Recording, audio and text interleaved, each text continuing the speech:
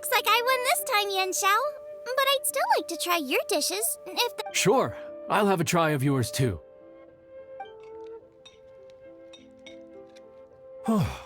Truly exquisite. No doubt in my mind why you're the winner here. This Adeptus Temptation is really good. It's so fresh, I'm almost moved to tears. Well, just goes to show that you have a taste for the finer things in life. No, you've got me all wrong. We're just a small neighborhood restaurant too, so I totally understand. Food is life, and customers are at the heart of all food culture. So humble food cooking is not to be looked down upon. Is that right? Huh. I'd heard you'd gotten famous for your experimental approach to cooking and were all about fancy and exclusive foods. Never realized you'd done your time in a small kitchen too. The same goes for you. You can't work in an inn kitchen unless you know how to consistently please customers. It's no wonder your food is so top-notch. You're the kind of competition I'm glad to have. Let's stay in touch. Maybe we can find some time in the future to trade tips. You got it. And next time we meet as competitors, let's both be even better than we are now. All right? Deal. Traveler, Paimon! Thanks for coming. Did you get to try the food? Don't even go there. Paimon's still peeved. I can't believe it. You didn't get picked?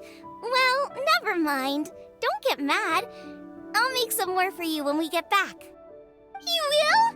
Woohoo! Great! Oh, the organizer said that Yen Xiao and I need to go register our delivery addresses. Apparently, they're gonna deliver an exclusive ingredients package and the prize money at a later date. So I need to get moving. I'll come find you guys after. Xiangling seems really happy. Good for her. Looks like Kuching and Ningguang left already. As the organizers, they must have gone to wrap up some last-minute things. Let's go ask them for an update about the statue.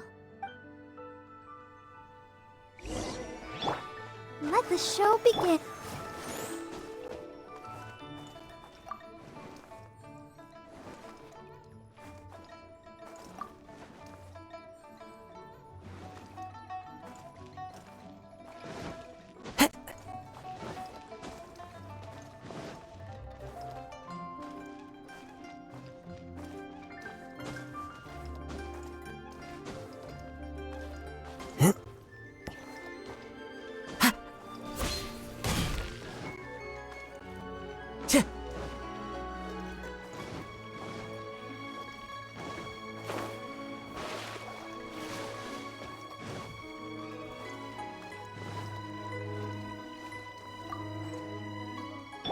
Let's light it up!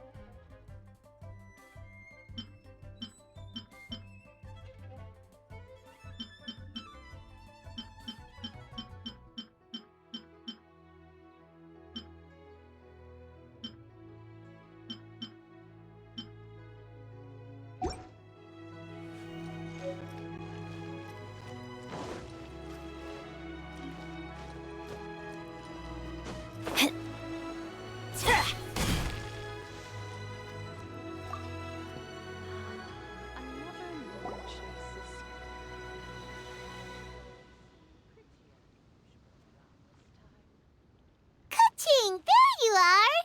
Oh, you found me. Huh? Is everything okay?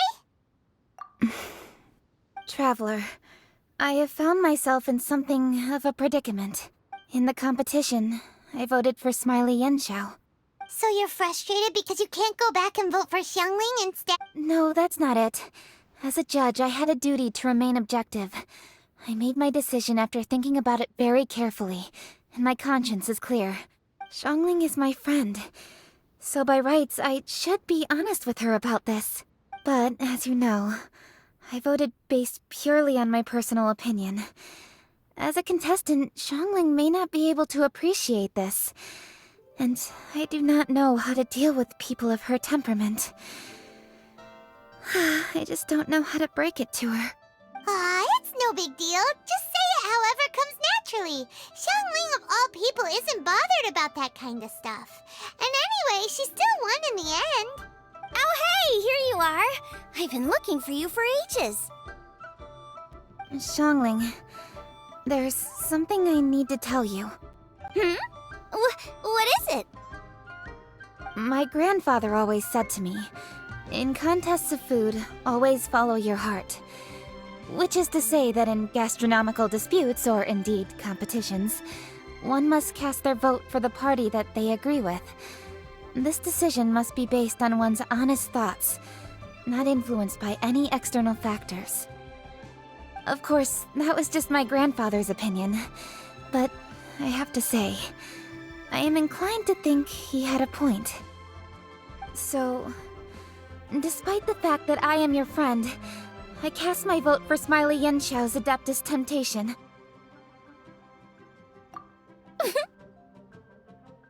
Well, maybe it was.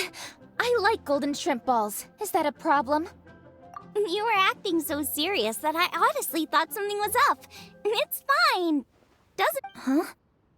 You voted for who you wanted to, and that's totally okay.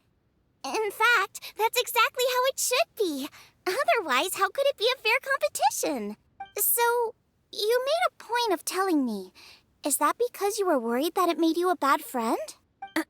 Don't be absurd. Didn't I say already? I love this about you. You're just so conscientious about everything. Half-baked feedback just isn't meaningful to me at this stage. Seeking reassurance is what novices do, and it's been a long time since I was a novice. The way forward from today will only get more challenging, as will the dishes I'll need to cook. You have a strong sense of responsibility, Ka-ching, but you know, not everything is always about responsibility. Yes, you're a Chi-ching, but you're also you, Ka-ching. When you know that's what Ningguang's like, right? Beto's always telling me about how well she gets along with Ningguang. They even play chess aboard her ship sometimes. So you see, Ningguang's kind of bold in that she doesn't let her identity and reputation get in the way of her ability to have a good time. You can take a leaf out of her book. Outside of work, it's time to let go and relax. Traveler, Xiangling, Anyway, what are we standing around here for? Let's go and check on the status of the Stove God statue. Oh, yeah! Paimon had nearly forgotten about that. Let's go see.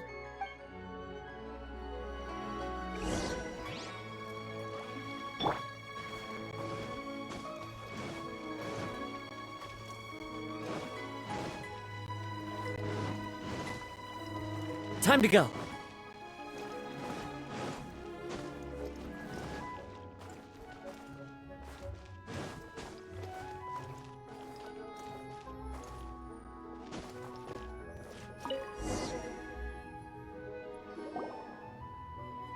How strange.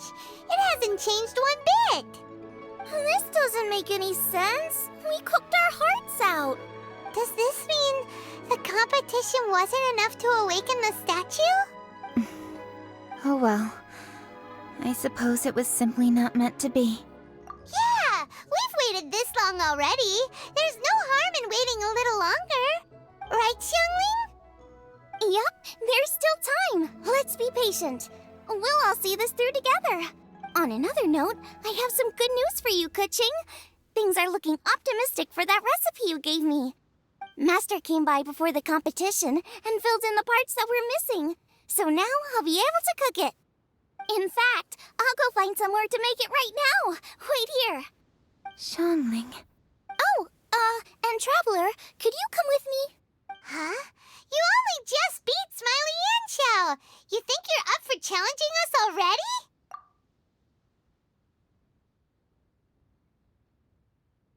Obviously not what I meant. You collect recipes, don't you?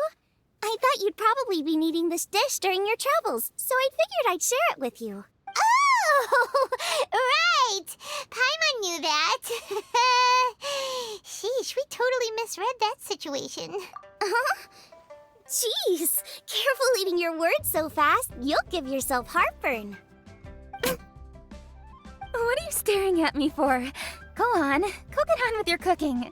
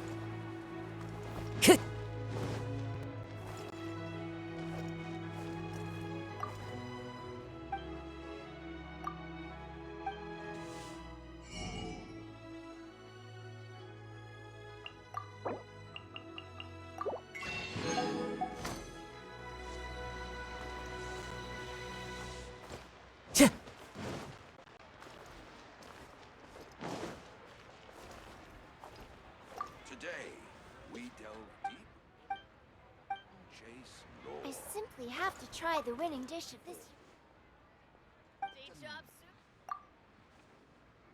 Is it time?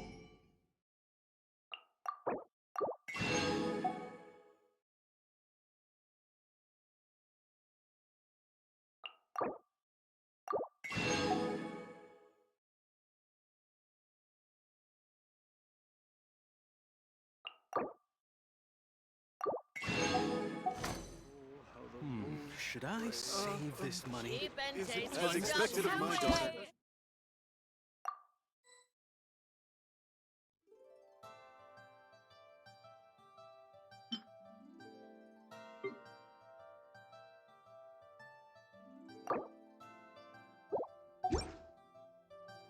Today, we delve deep.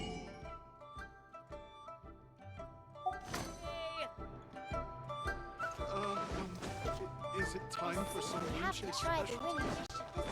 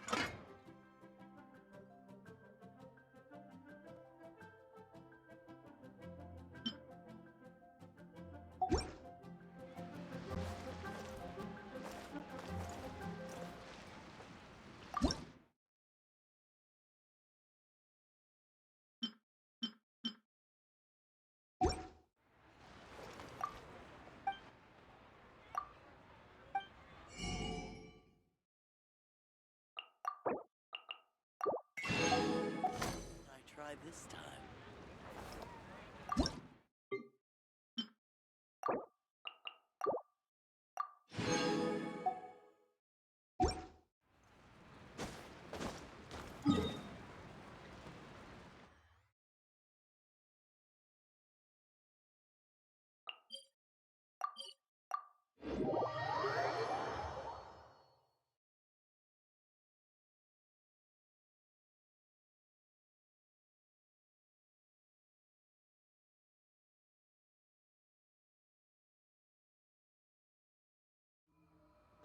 Time to go.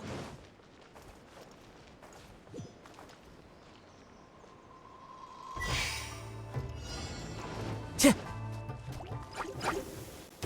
Wind Strider. Tch. K.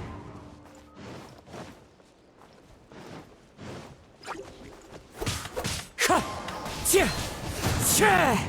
Tch.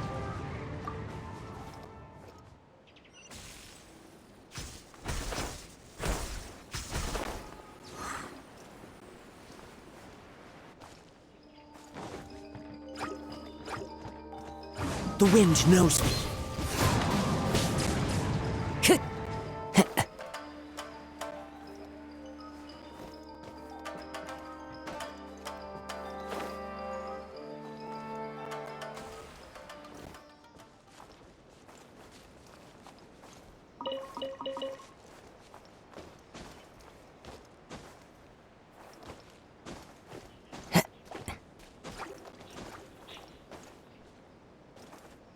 Into the wind. Ha!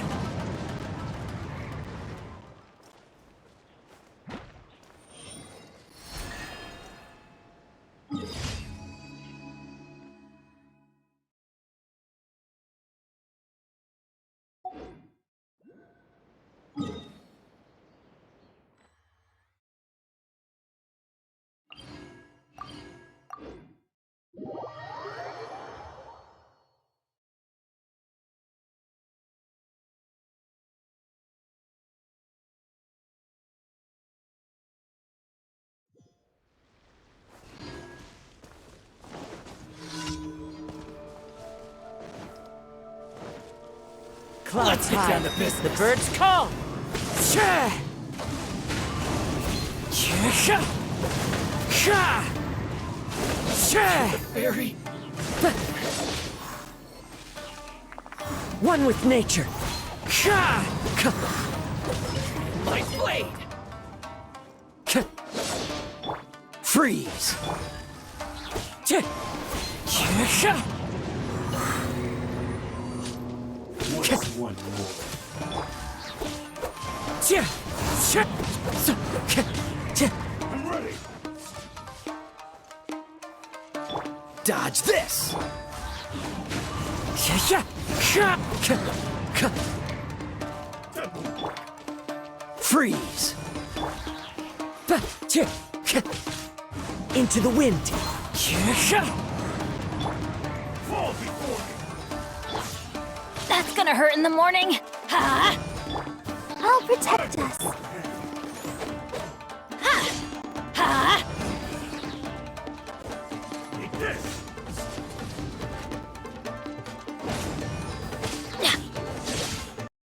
This isn't over. Wind Strider! Cha!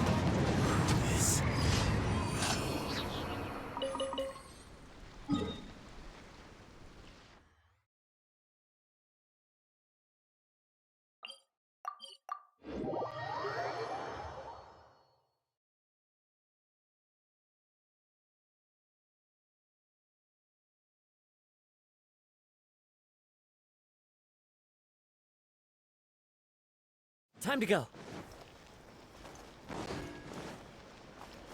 Hit.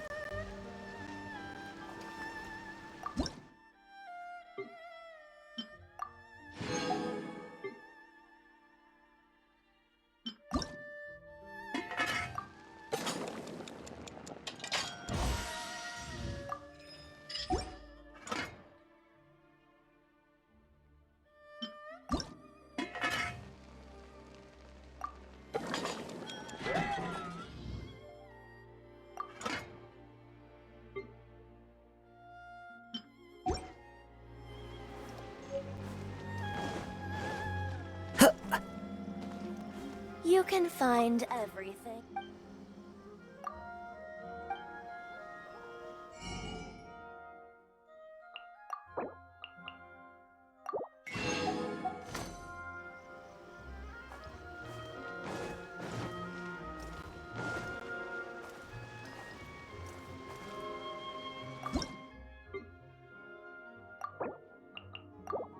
Why do new explorers make the same mistakes over and over. I think this time it's Tch.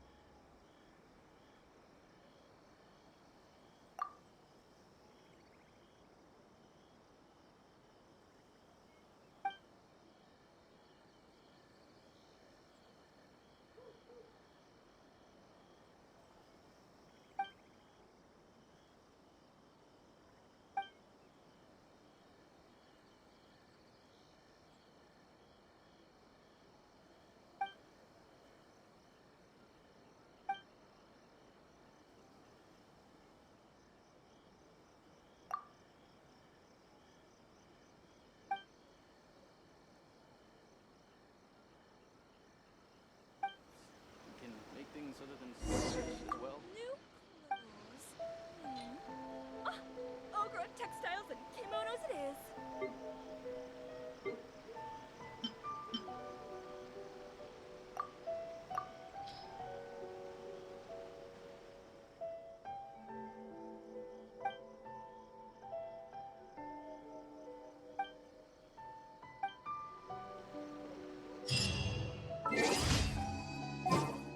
Welcome to Netsuke no Gen Crafts. Can make things other than sculptures as well. Ogre textiles and kimonos it is.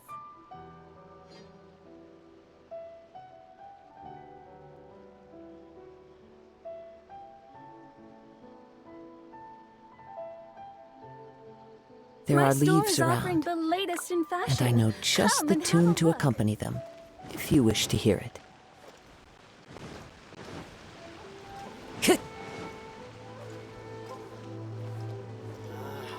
Why do new explorers make the same mistakes over and over? Cooking.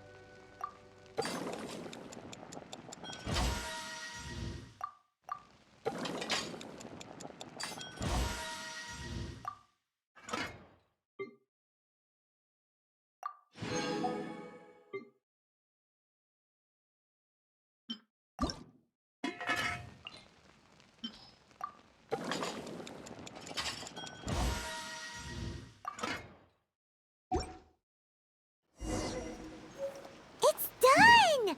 So this is...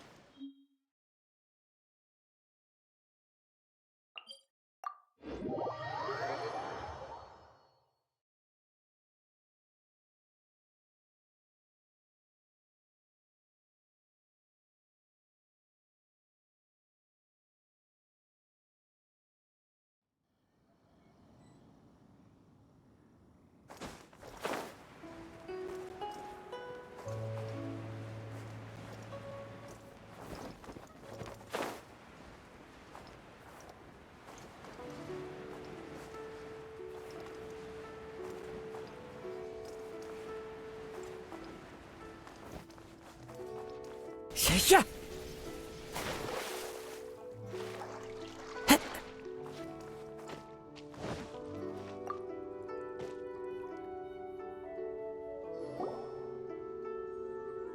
We're back! The Traveler and I made one each. Here, have a taste while it's still warm. Thank you. Don't mind if I do.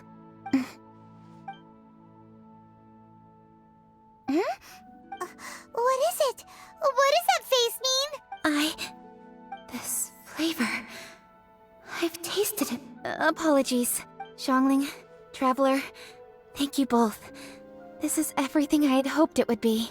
It tastes wonderful and quite amazingly, somehow it took me right back to my childhood. Really?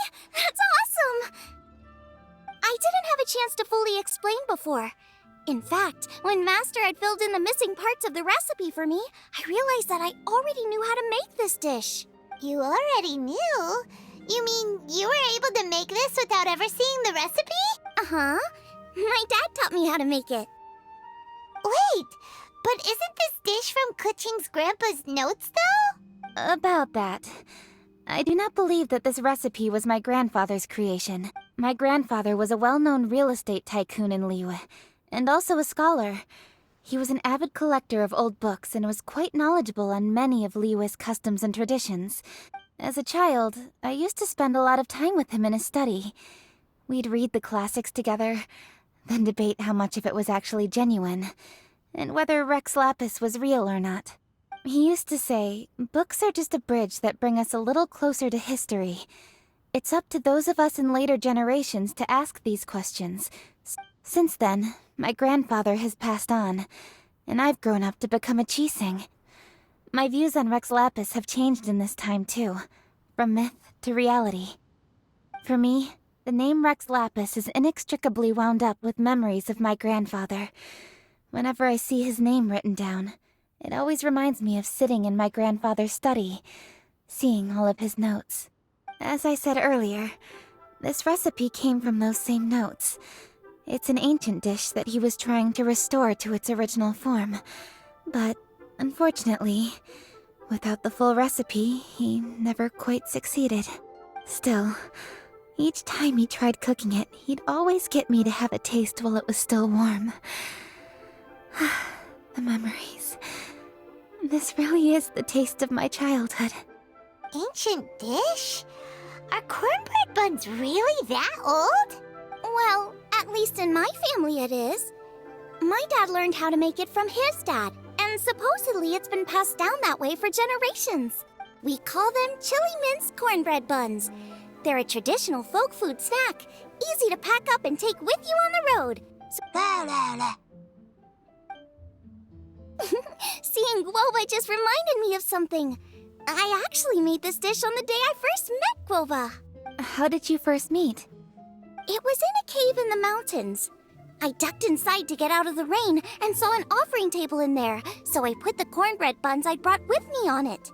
Then I ended up falling asleep, and when I woke up, I found out that Guoba had eaten every last one. Guoba followed me around ever since. We're practically family now. Hold up! Stop the conversation! Look! The stone! It burst open! It's... Guoba? What are you... What? Ah, I see the chili mince cornbread buns have been served. Master! Granny, look! The stove god statue looks just like Guoba! Oh, indeed it does. After all, Guoba is the deity you've been searching for. God of the stove. Guoba is a god? You asked me if a sufficiently festive atmosphere would be enough to reawaken the stove god. And my answer is this. Yes. And no. The stove god has always been a deity with great affection for the people, and who acts in response to their desires. To him, the heart's passions and the heart's desires are not the same thing. Passion can be a technique, a skill, something derived from experience. But desires, they are deeper, more innate. They are the heart's strength in its purest form. Masterful chefs is wonderfully exciting, but it is more an exercise of passion than of desire, and passion alone will not suffice to reawaken the stove god from his deep slumber. But just now, when Kuching ate this dish she had longed for, a deeply held desire was fulfilled. As well as receiving an answer to her question, she also gained something much more precious. A moment of poignant nostalgia so vivid, it felt like she was right there alongside her grandfather. The enormous power unleashed by the fulfillment of this desire resonated with the stove god's statue and caused it to manifest once more the form it took in the past. Of course, the stove god himself is not contained within the statue. The true stove god has been here with us all along. How does it feel, seeing a statue of yourself from your glory days? Look at him. Still so majestic. Glory days? Wait, what happened? Did Guoba used to be different from now? Oh, yes. Back in his day, your Guoba was once the patron god of the soil. But all the wisdom and power he had then, he has since surrendered to the soil itself. A god surrendering their power to the soil. I have heard this turn of phrase before, but what does it mean? The kinds of trials and tribulations that a land can face are far more than you could imagine. Droughts, floods, torrential rain, hurricanes, earthquakes, tsunamis, fires, and plagues. The threat of disaster will never fully disappear from Liyue. Even woes that have never been faced before in history will come to pass in the future. Such things affect you mortals far more than we Adepti. He once walked with you over the barren plains until you arrived at last at the harbor. He joined you in building your dwellings and lighting the stoves. It was his hand that lit the very first street lamp of Liyue and brought the aroma of cooked food into every household in the land.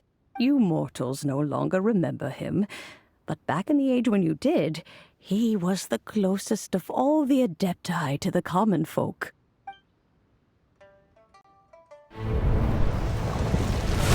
Machosius, god of the stove, born from a spark when stone struck stone.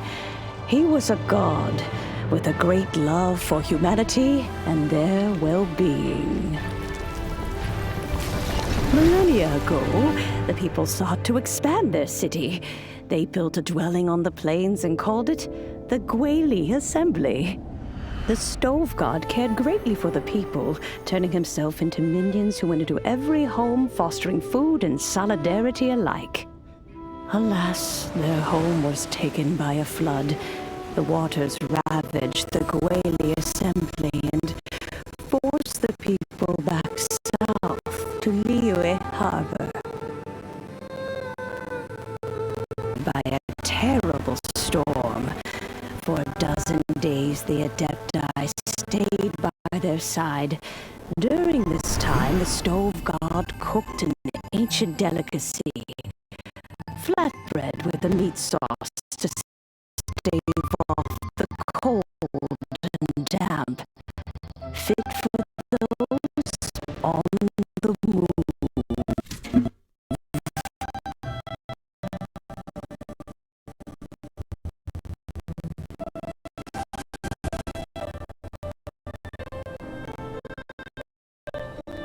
Centuries later, disaster and plague arose once more.